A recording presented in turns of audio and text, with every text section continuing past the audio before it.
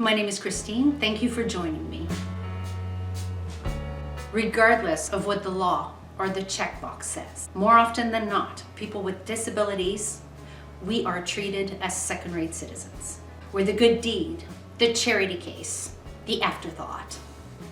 I've always had a sense that this was happening throughout my life, of course, but only in the last year specifically did I start to realize how deeply embedded it is in our systems and society.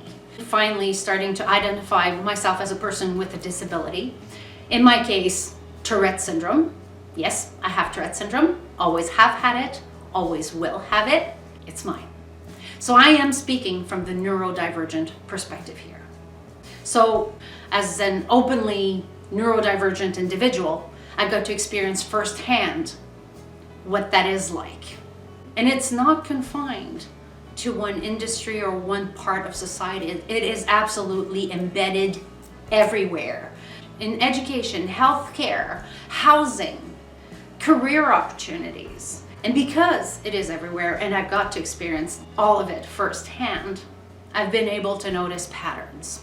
And those patterns repeat themselves in all those aspects of society.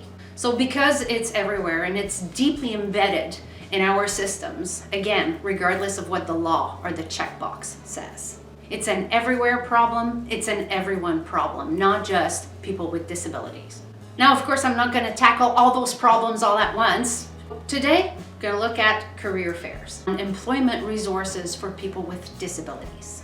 The first thing I notice at a career fair, the vast majority of recruiters that are there are able-bodied, neurotypical individuals.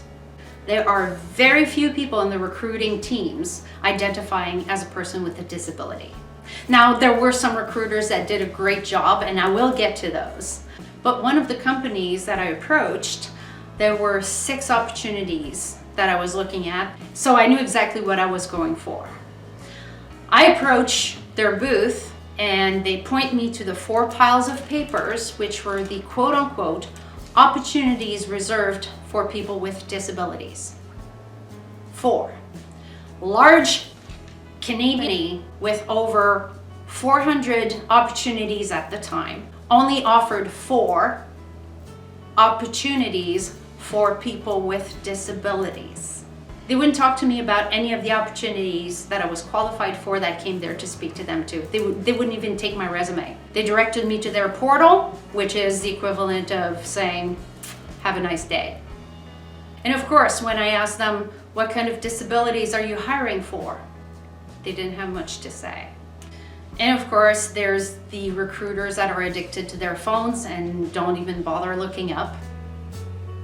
Now, some of those recruiters were actually quite helpful. They got a sense of who I was, so that they would be able to talk about me to whoever is going to take it to the next level. So when I got to the telephone interview stage, those companies, many claiming innovation, revolution, and vision, they expect to become innovative by hiring someone who's been doing the same thing for the last 5 years, having the same conversation with the same people about the same thing.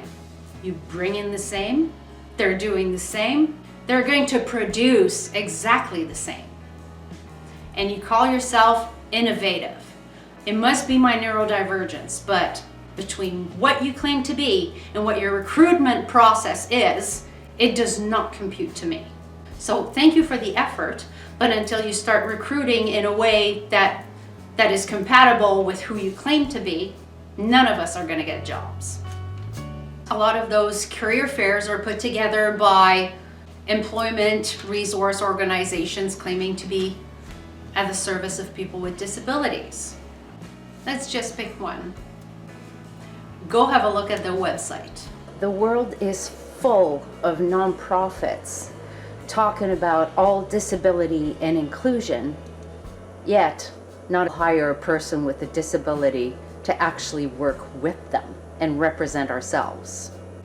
All the people listed as having a job there is someone with a lot of experience in the charity nonprofit sector, in the people with disabilities sector, but not one of them identifies as having a disability. Half of that board of directors should be people with disabilities. You're asking me to find you credible as an organization as service of people with disabilities, and you can't even be bothered to hire us.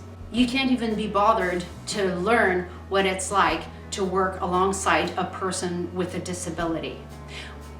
If you do, we are tokenized within the very organizations that claim to be at our service.